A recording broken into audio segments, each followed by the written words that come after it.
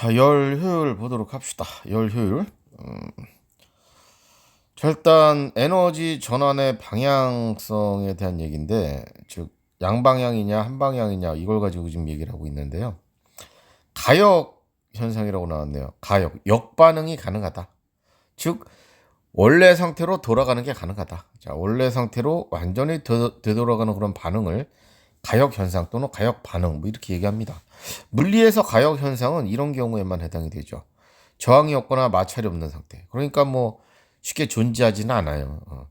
자연계는 기본적으로 저항이나 마찰이 있기 때문에 일반적인 현상들은 거의 대부분이 비가역 현상이에요. 원래로 돌아가지 않습니다. 마찰이 있으니까. 뭐 기체 예로 나와 있는 게 기체 확산이네요. 이 상태에서 밸브를 열어. 그럼 어떻게 되겠습니까? 양쪽에 균등하게 퍼져 나가겠죠? 이렇게 상황이 바뀌는데요. 얘가 지가 알아서 이쪽으로는 가지 않는다 이런 얘기죠. 자연적으로는 가지 않습니다. 네. 나머지도 마찬가지 읽어보시면 그런 얘기고요. 반응이 한쪽으로만 진행이 되는 경우를 얘기해요. 비가역이라는 건.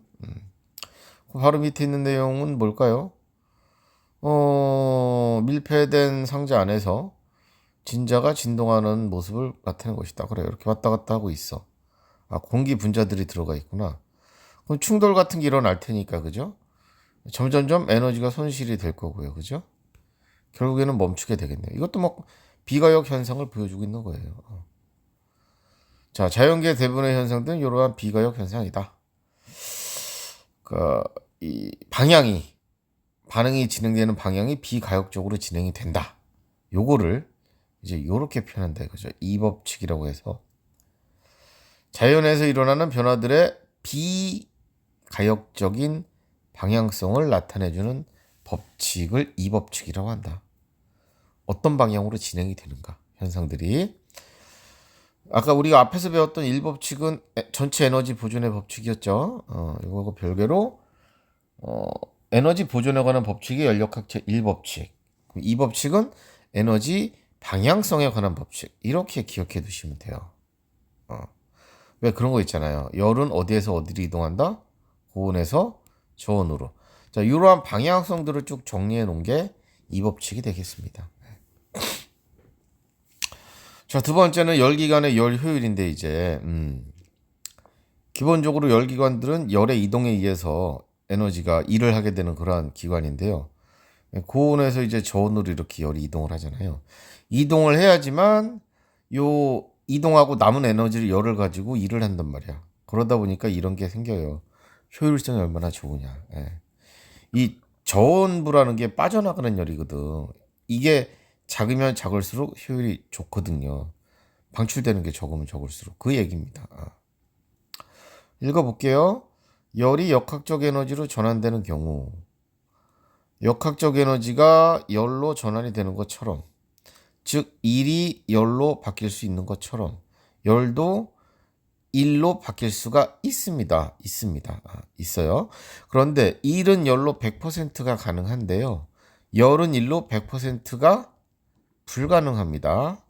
뭐가 있어서 열은 이렇게 저온부 방출되는 부분이 꼭 있어야 되거든요. 그게 없으면 열의 이동이 없고요. 그럼 일을 못합니다. 그거에 관한 내용인 것 같네요. 자, 그래서 열기가 이것도 뭐 그런 얘기. 주사위를 뜨거운 물에 넣으면 외부에서 주사기 내부로 열이 이동합니다. 그렇겠죠? 열이 이동하면서 주사기 내부 분자들이 운동이 빨라지고 그걸 주사기를 밀어내면서 부피가 늘어나겠죠. 부피가 늘어나게 되면 일을 한 거잖아요. 밀어냈으니까. 이렇게 열이 일로 바뀌는 거는 하나의 모델을 보여주고 있습니다.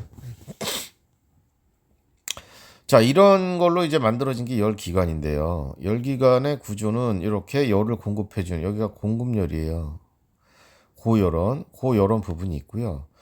그 다음에 열이 이동을 해야 되니까 저열원이 있어야 돼요. 요거는 방출되는 부분이란 말이에요. 그래서 열이 이렇게 이동을 하고 빠져나가고 남은 열 있죠. 빠져나가지 않고 남은 열, 그걸 가지고 일을 시키는 거라 이런 얘기예요, 지금. 그래서 일한 양은 뭐냐? 공급한 거에서 방출된 거를 빼라. 그게 일한 양이다. 손실이 전혀 없다고 가정했을 때. 예. 자, 이렇게 보시면 되고요. 자, 그래서 열기관의 열 효율이 문제가 나오죠. 통합에서도 아마 했던 것 같은데 열 효율 E는 Q1 공급된 거죠. 그 다음에 W는 E란 거죠. 예, 공급된 거분의 한일입니다. 예. 그러면 한일은 Q1-Q2니까 식정리라면은 이런 식이 나온단 말이에요. 그죠? 자, 요 식에서 우리가 기억해야 되는 거 Q2. Q2는 저음부란 말이에요. 저음부. 근데 Q2는 절대로 0이 되지 않습니다. 그럼 0이 되지 않으면 무조건 요 값은 1보다 어때요? 무조건 1보다 작겠죠. 네. 1보다 작습니다. 열 효율은 항상 1보다 작다. 즉, 열 효율은 100%가 될 수 없다라는 뜻입니다. 마찰 같은 게 없어. 손실이 없어. 그럼에도 불구하고 100%가 될 수 없다는 거예요. 이 빠져나가는 저음부가 존재해야 되기 때문에 라고 보는 겁니다.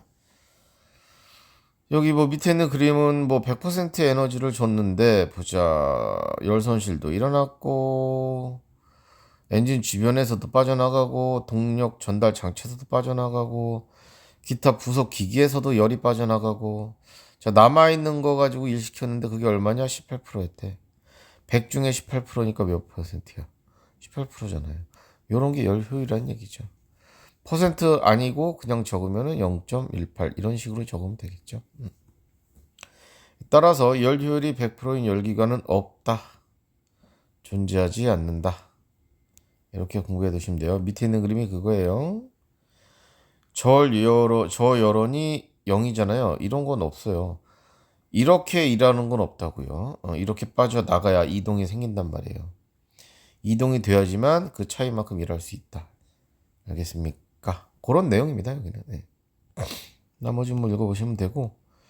그래서 연구기관이라 영원히 일할 수 있는 기관이라 제1종 연구기관인데요. 에너지도 안 주고 계속 일시킨대요. 에너지 추가 주는 거 없이. 쓰면 쓸수록 에너지가 손실돼서 나가잖아요. 그거 보충해 줘야 될 거 아니에요. 그런 거 없이 계속 돌리고 싶다? 제작 불가능합니다. 연력학 1법칙에 위배가 됩니다. 연력학 1법칙에 위배가 되기 때문에 불가능. 이종 연구기관은 뭐냐? 열효율 100%짜리를 만들고 싶대. 근데 아시다시피 연료율 100% 불가능하다고 그랬죠. 에너지 흐름의 방향성, 즉 연력학 2법칙 위배. 2법칙 위배하기 때문에 만들 수가 없다. 제2종 연구기관은요. 연력학 1법칙은 만족합니다. 연력학 1법칙은 만족해요. 그러니까 만들 수 있는 것 같거든요. 열에너지 공급해줘요. 그러나 2법칙에 위배가 되기 때문에 얘도 불가능합니다. 뭐 바닷물에 열을 이용해서 배를 굴러가게 하겠다는 그림 같은데요. 바닷물을 빨아들여? 그다음 바닷물에 뭐 에너지 있겠지. 그걸 빼앗아서 엔진을 돌려? 그다음 차가운 바닷물을 버려? 뭐 말 될 것 같잖아. 근데 엔진이 바닷물의 열보다 더 뜨거울걸요? 어디 보자.